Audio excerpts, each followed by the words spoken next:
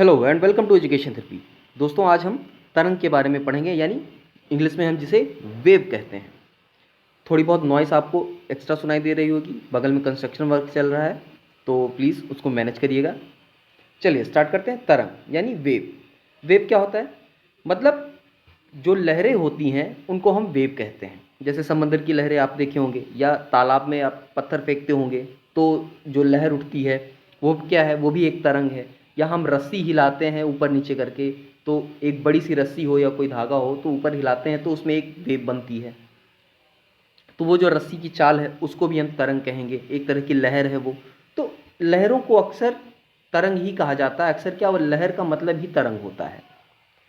अब ये होती है, होता क्या है तरंग का?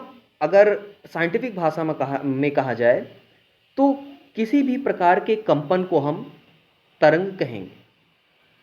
अब कंपन कणों के बीच में होगा, तो वो कण जब कंपन करते हैं तो वो तरंग पैदा करते हैं। तो और कंपन का मतलब कंपन हो या दोलन। दोलन आपने सुना होगा, ऑसिलेशन। तो कण जब कंपन या दोलन करते हैं तो वो तरंग को पैदा करते हैं। अब ये कई प्रकार के होते हैं। यांत्रिक तरंगे होती हैं, विद्युत चुंबकीय तरंगे होती हैं, ऊष्मीय तरंगे भी होती हैं। तो तरंग के प्रकार भी हो गए। अब आते हैं, जैसे ये देखिए, यहाँ फिगर में आप देख रहे होंगे, थोड़ा सा ब्लैक एंड वाइट फिगर है। यहाँ फिगर में बीच में कोई पत्थर फेंका गया, पानी है, एक तालाब मान लीजिए है, नदी है, उसमें पत्थर फेंका गया, तो आप देख रहे हैं ये बगल में सारी तरंगे उठ रही हैं, ये लहर है। इन्हीं को हम वेव्स कहते हैं। अब तरंग का एक फ़ायदा है सबसे बढ़िया, कि तरंग के द्वारा हम ऊर्जा का स्थानांतरण कर सकते हैं। स्थानांतरण का मतलब ऊर्जा को एक स्थान से दूसरे स्थान पे पहुंचा सकते हैं। सबसे बढ़िया उदाहरण क्या है? आप देखते होंगे बिजली, करंट। करंट जो चलती है वो क्या है? तरंग के रूप में ही चलती है। या मान लीजिए यहाँ पे जैसे ऊर्जा, देखिए सबसे बढ़िया, आप तालाब में जब पत्थर फेंकते हैं तो पत्थर फेंकने से पहले क्या करिए, बगल में एक नाव रख दीजिए यहाँ पे, ठीक, नाव रख देंगे और पत्थर को यहाँ थोड़ी सी दूरी पे नाव से कागज़ का नाव बना के रख दीजिए और थोड़ी सी दूरी पे एक पत्थर ऐसे फेंक दीजिए। तो जब पत्थर पानी में गिरेगा तो लहर उत्पन्न होगी, और जब लहर उत्पन्न होगी तो आप देखेंगे नाव ऊपर नीचे हिल रही होगी। तो क्या हुआ? इसका मतलब कि जो तरंग उठती है वो ऊर्जा को एक जगह से दूसरी जगह पहुंचा सकती है। तरंग की बहुत अच्छी चीज़ है ये। चलिए अब आगे देखते हैं तरंग के गुण। देखिए, तरंग अक्सर हमको बताया जाता है कि ये साइन वेव्स के रूप में चलते हैं। तरंग दो तरह से चलते हैं, अभी हम इसके आगे पढ़ेंगे तरंग के प्रकार में। जनरली हम मानते हैं कि ये साइन वेव्स के रूप में चलते हैं अगर, तो यहाँ पे कई चीज़ें, कई टर्म्स होते हैं जिन पे ये तरंग डिपेंड करते हैं, यानी जो वेव्स हैं वो कई सारी चीज़ों पे डिपेंड करते हैं। जैसे ये हो गया आयाम, इस पे डिपेंड करता है। ये हो गया लेमडा, जिसको हम वेवलेंथ कहते हैं, तो तरंग इस पे भी निर्भर करती है। तो कई सारे टर्म हैं जिस पे ये तरंग निर्भर करती है। कौन कौन से टर्म हैं उनको जान लेते हैं। सबसे पहले तो यहाँ पे तरंग दैर्ध्य, यानी जिसको हम वेवलेंथ कहते हैं, इस पे तरंग निर्भर करती है। वेग पे निर्भर करती है, स्पीड जिसको बोलते हैं। आवृत्ति, फ्रीक्वेंसी तरंग की क्या है, जैसे कितनी तेज फ्रीक्वेंसी है, जितनी हाई होगी लो होगी, उस पर तरंग निर्भर करेगी। एम्पलीट्यूड, आयाम, अभी मैंने आपको बताया जो ये बना था इसकी जो ऊंचाई है इसको एम्पलीट्यूड कहते हैं, जिसको ए से दर्शित करते हैं। अब यहाँ पे तरंग दैर्ध्य यानी वेवलेंथ को हम लेमडा से दर्शित करते हैं, स्पीड को v से दर्शित करते हैं, आवृत्ति को f से दर्शित करते हैं, और आयाम जो है उसको a से दर्शित करते हैं। चलिए, तो ये कुछ टर्म है, कुछ बिंदु हैं जिन पे जो तरंग है या वेव है वो निर्भर करती है। अब जो तरंग दैर्ध्य है उसका एक फॉर्मूला है, वो जो संबंध है उसका v equal to n lambda. यहाँ पे v क्या है? तरंग का वेग है, यानी वेव, जो वेव है उसकी वेलोसिटी है, वेग है। n क्या है? तरंग की आवृत्ति है, यानी n यहाँ पे f लिख देते तो ज़्यादा अच्छा रहता। n को हम f लिख सकते हैं क्योंकि आवृत्ति मतलब फ्रीक्वेंसी है। और लेमडा क्या है? लेमडा हमारा तरंग दैर्ध्य है, यानी वेवलेंथ। तो वेलोसिटी, फ्रीक्वेंसी और लेमडा में ये संबंध है। अब तरंग के प्रकार में आते हैं। अब तरंग के प्रकार में अगर हम बात करें यांत्रिक तरंगे, ठीक है, यांत्रिक तरंगे तो ऐसी तरंगे होती हैं ये जो ठोस माध्यम, ठोस द्रव गैस माध्यम में संचरित होती हैं। यानी कोई ना कोई कण चाहिए इनको संचरित होने के लिए, चाहे गैसीय माध्यम का कण हो, चाहे द्रव माध्यम का कण हो, चाहे ठोस माध्यम का कण हो। अब इसमें ध्वनि, जो हम बातचीत करते हैं या जो भी आवाज़ सुनते हैं, क्या है, वो सारी ध्वनियाँ हैं। अब उस ध्वनियों में पराश्रव्य तरंग आ जाती है, अल्ट्रासोनिक वेव और सुपरसोनिक वेव आ जाती हैं। जल के सतह पर उठने वाली तरंगे, जैसे जल में अभी मैंने ऊपर बताया कि पत्थर फेंकते हैं तो जो लहर उठती है वो सब क्या है, वो तरंगे ही हैं। अब यहाँ पे जो यांत्रिक तरंगे हैं ये हैं दो प्रकार की। इन तरंगों पे, यांत्रिक तरंगों पे जो अनुप्रस्थ तरंगे और अनुदैर्ध्य तरंग हैं, इन पे मैं एक वीडियो बना चुका हूँ, आई बटन में उसकी लिंक आपको मिल जाएगी या डिस्क्रिप्शन में भी मैं उसकी लिंक आपको दे दूंगा, तो वहाँ पे जाके आप उसको थोड़ा डिटेल में समझ सकते हैं। चलिए, तो अनुप्रस्थ तरंगे और अनुदैर्ध्य तरंगे, ये यांत्रिक तरंगे दो प्रकार की होती हैं। पहला हो गया अनुप्रस्थ तरंग, दूसरा हो गया अनुदैर्ध्य तरंग। अब अनुप्रस्थ तरंग और अनुदैर्ध्य तरंग क्या होती हैं, इस पे आते हैं। उससे पहले हम एक चीज़ जान लेते हैं कि जो विद्युत चुंबकीय और अयांत्रिक तरंगे होती हैं वो किस तरह से चलती हैं। तो अयांत्रिक तरंगे या विद्युत चुंबकीय तरंग जो होती हैं, जिसको इलेक्ट्रोमैग्नेटिक वेव कहते हैं हम, उनका संचरण जो संचरित होती हैं, यानी एक जगह से दूसरी जगह जाती हैं वो, उसके लिए इन्हें किसी माध्यम की आवश्यकता नहीं होती, ठीक है, माध्यम की आवश्यकता नहीं होती इनको। ये निर्वात में भी संचरित हो सकती हैं। अब उदाहरण के लिए जैसे प्रकाश हो गया, ऊष्मा हो गया, रेडियो वेव्स हो गए, ये सब क्या है, ये सब उदाहरण हैं विद्युत चुंबकीय इलेक्ट्रोमैग्नेटिक वेव्स के।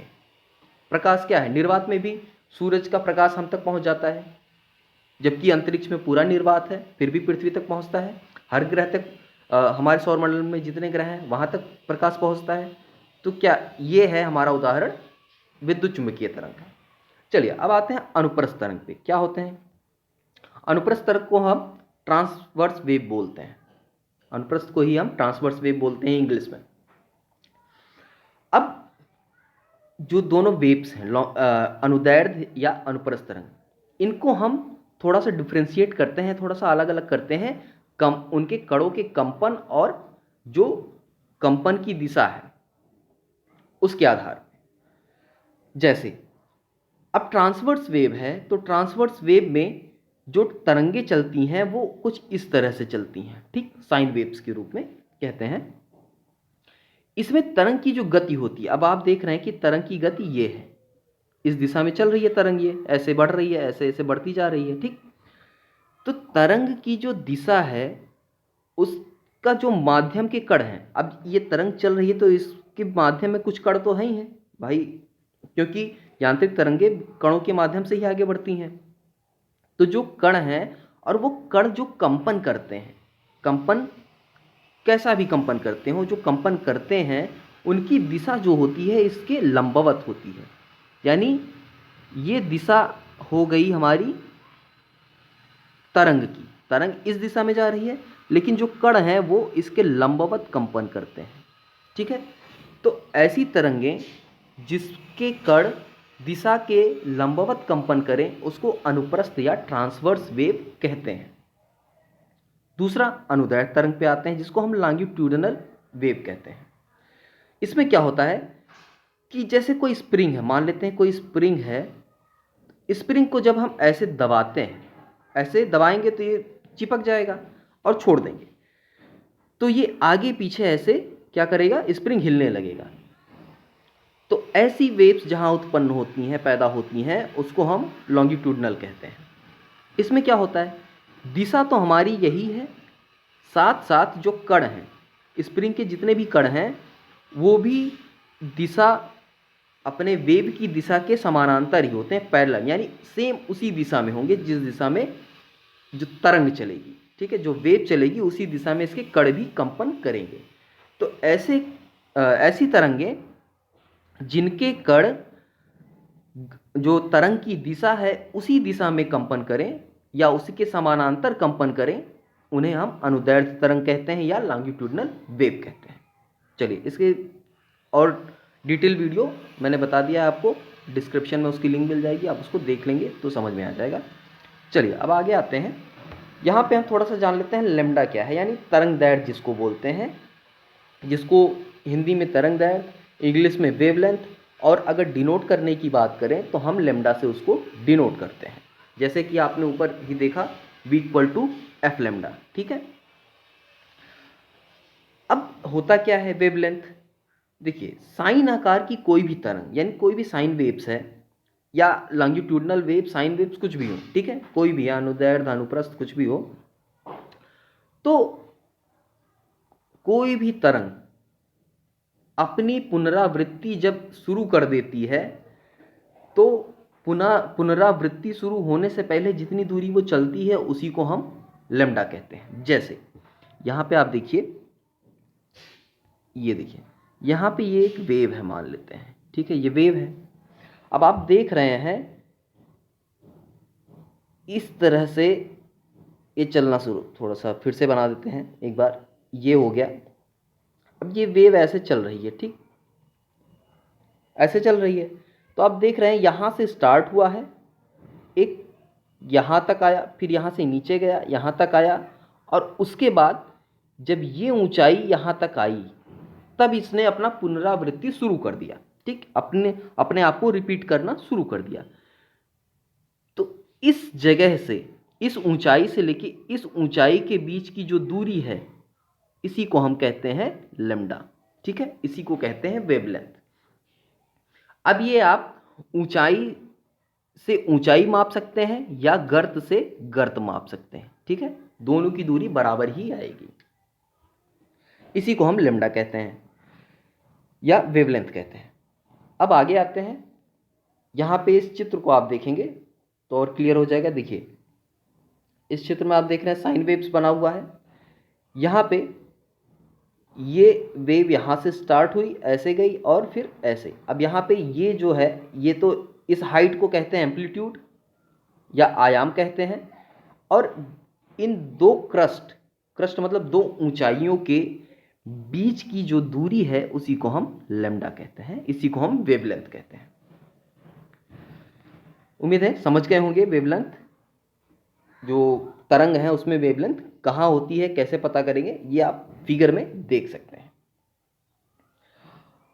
अब तरंग दैर्ध्य, यहाँ पे कुछ टर्म्स हैं उनको हम जान लेते हैं, हालांकि मैंने वो आपको पहले ही बता दिए हैं लेकिन फिर भी हम यहाँ थोड़ा सा जान लेते हैं।